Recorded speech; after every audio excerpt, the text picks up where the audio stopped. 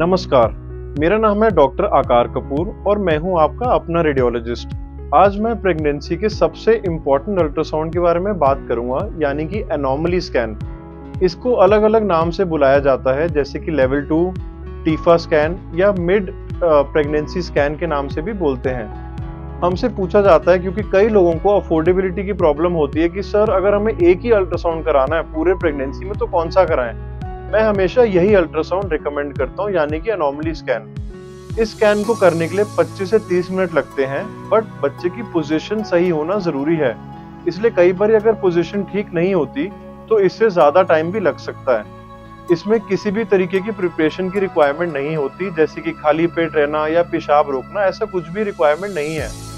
किसी भी प्रकार की रेडिएशन भी नहीं इन्वॉल्व है इस टाइप के अल्ट्रासाउंड में। तो कई लोगों को ये लगता है कि इतना लंबा अल्ट्रासाउंड है, कहीं बहुत ज्यादा रेडिएशन तो नहीं जा रही इसमें, पर ऐसी कोई प्रॉब्लम नहीं होती इस अल्ट्रासाउंड द्वारा। दूसरा, अगर कोई भी ये जांच करवाना चाह रहा है तो 2-3 चीजें अपने दिमाग में जरूर रखनी चाहिए। पहला तो कौन सी मशीन पे होगा ये 3D या 4D अल्ट्रासाउंड मशीन पे ही होना चाहिए, जिसमें सारे तरीके के प्रोब्स अवेलेबल हों। और ये स्कैन कौन करेगा, ये कौन अल्ट्रासाउंडोलॉजिस्ट या कौन सा ये रेडियोलॉजिस्ट करेंगे ये स्कैन, क्योंकि रेडियोलॉजिस्ट का एक्सपीरियंस होना बहुत जरूरी है, जो भिन्न भिन्न तरीके की एनोमलीज या पैथोलॉजीज पहले देख चुके हों। जितना एक्सपीरियंस हो उतना अच्छे तरीके से ये स्कैन प्रॉपरली किया जाता है।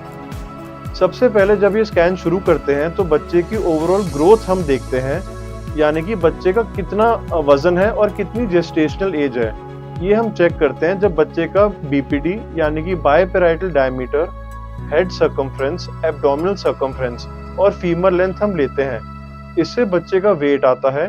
उसके बाद हम देखते हैं बच्चे के आसपास पानी, जिसको हम एमनियोटिक फ्लूइड कहते हैं, या लाइकर। ये लाइकर नॉर्मल है या कम है या ज्यादा है, ये देखना जरूरी है, क्योंकि इन सभी फैक्टर्स पे डिपेंड करता है कि प्रेगनेंसी कैसे एनवायरनमेंट में रह रही है और आगे कितने टाइम तक चलेगी। उस चीज का अंदाजा इन सभी पैरामीटर से लगता है। उसके बाद हम चेक करते हैं प्लेसेंटेशन। प्लेसेंटा एंटीरियर वॉल पे है, पोस्टीरियर है, कहीं लो लाइंग तो नहीं है। इवन प्लेसेंटल एनोमलीज बहुत सारी पता चलती हैं, जिसके बेसिस पे प्रेगनेंसी में आने वाले टाइम में प्रॉब्लम आ सकती है। लो लाइंग प्लेसेंटा को हम प्लेसेंटा प्रीविया भी कहते हैं, इसको भी हम इस टाइम पे देखते हैं। जब ये ओवरऑल चीज हम चेक करते हैं तो सबसे पहले मैं क्या करता हूँ, अपने सारे लेवल 2s में पहले माँ की कोक को भी इवैल्यूएट करता हूँ, किसी तरीके की कोई गांठ ना हो या फाइब्रॉइड्स हो, ये सब हम इस टाइम पे रूल आउट करते हैं। इवन कोई सिस्ट या कोई गांठ कहीं बच्चेदानी के बाहर पड़ी हो, इस टाइम पे ये देखना बहुत आवश्यक है।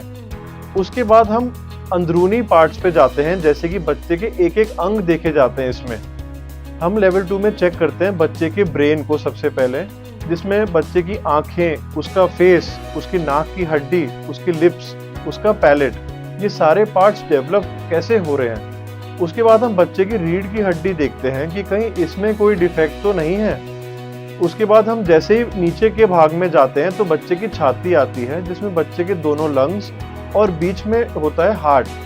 कार्डियक एनोमलीज बहुत कॉमन एनोमलीज हैं जो मिस होती हैं, क्योंकि रेडियोलॉजिस्ट को इसकी एक्सपर्टीज इतनी डिटेल में नहीं होती सबको, इसलिए इसको ठीक से देखना जरूरी है और एक कॉमनली एनकाउंटर्ड इसमें एनोमलीज मिली जाती हैं। उसके बाद हम आते हैं डायफ्राम, जो कि चेस्ट और एब्डोमेन को डिवाइड करता है, और जैसे ही नीचे आते हैं तो उसके बाद आता है बच्चे का एब्डोमेन। बच्चे के एब्डोमेन में हम देखते हैं लिवर, बच्चे का गॉल ब्लैडर, बच्चे की किडनीज और बच्चे की आंतें, और इसमें बच्चे की पेशाब की थैली भी देखी जाती है।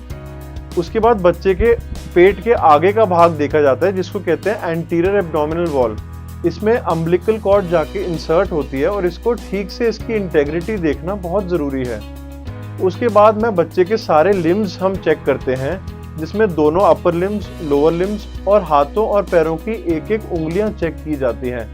तो इस बारीकी से किया जाता है ये अल्ट्रासाउंड, ताकि किसी भी प्रकार की कोई कंजेनाइटल एनोमली हो तो इसी समय पे सही तरीके से पकड़ी जाए। कई लोग बोलते हैं कि क्या लेवल 2 मेरा नॉर्मल है तो मेरा बच्चा इसका मतलब नॉर्मल ही होगा, पर ऐसा बिल्कुल भी नहीं है, क्योंकि कुछ ऐसी बीमारियां जो मेटाबॉलिक होती हैं या हार्मोनल, जिनके डिरेंजमेंट की वजह से वो लेटर ऑन डेवलप होती हैं और वो इस स्कैन में नहीं पकड़ी जा सकती। तो हम इस स्कैन में सिर्फ 40 से 50% एनोमलीज ही करेक्टली हम इसमें ठीक से देखते हैं। और कुछ ऐसी बीमारियां भी होती हैं जो थर्ड ट्राइमेस्टर में डेवलप होती हैं, जिसको इवॉल्विंग पैथोलॉजीज कहते हैं। तो ये सारे भी इस टाइम पे नहीं देखी जाएंगी। कुछ कॉमन एनोमलीज जो हम लोग देखते हैं लेवल 2 में, वो है ब्रेन में किसी तरीके का कोई ट्यूमर या कोई सिस्ट, कोई गांठ।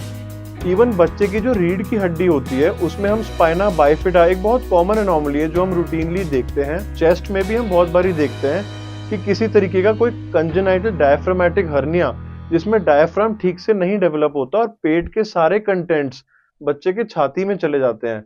कार्डियक एनोमलीज जैसे मैंने बताया वो कॉमनली देखी जाती हैं। फिर मैं पेट की बात करूं तो पेट में फीटल हाइड्रोनेफ्रोसिस एक कॉमन चीज है जो देखी जाती है और बहुत बारी मिस भी होती है क्योंकि प्रॉपरली इस पे गौर नहीं किया जाता। तो बच्चे के किडनीज अच्छे से देखनी चाहिए क्योंकि बच्चे की पूरी जिंदगी इन कुछ चीजों पे डिपेंडेंट है। फिर बच्चे की पेशाब की थैली देखते हैं और उसके आसपास 2 नाड़ियां देखनी जरूरी हैं ताकि हम 3 वेसल कॉर्ड को सही से डायग्नोज कर पाए। बच्चे के एंटीरियर एब्डोमिनल वॉल का जैसे मैंने जिक्र किया, इससे हम इम्पोर्टेंट पैथोलॉजीज जैसे कि गैस्ट्रोस्काइसिस या ओम्फेलोसील जैसी चीजें, हम बीमारियां डायग्नोज करते हैं। फिर बच्चे के अंग की बात करें तो हमें ऐसी चीजें मिलती हैं जैसे कि क्लब फुट या पॉलीडेक्टाइली, कि बच्चे के एक अंग एक्स्ट्रा है या ठीक से नहीं बना या पैर टेढ़ा है। ये सब हम इसी टाइम पे देखते हैं। ऐसे ही बच्चे की फेस का जैसे मैंने जिक्र किया था, क्लेफ्ट लिप, क्लेफ्ट पैलेट या एक आंख नहीं होना, बच्चे का कान नीचे होना या कान इवन एब्सेंट होना, ये सारी चीजें तक हम डायग्नोस कर लेते हैं। इसीलिए लेवल 2 को सही वक्त पे कराना, सही मशीन पे करवाना और एक्सपीरियंस रेडियोलॉजिस्ट से कराना बहुत जरूरी है। आपको किसी भी तरीके का प्रश्न हो, कोई क्वेरी हो, आप कमेंट बॉक्स में टेक्स्ट कर सकते हैं और आपकी क्वेरी में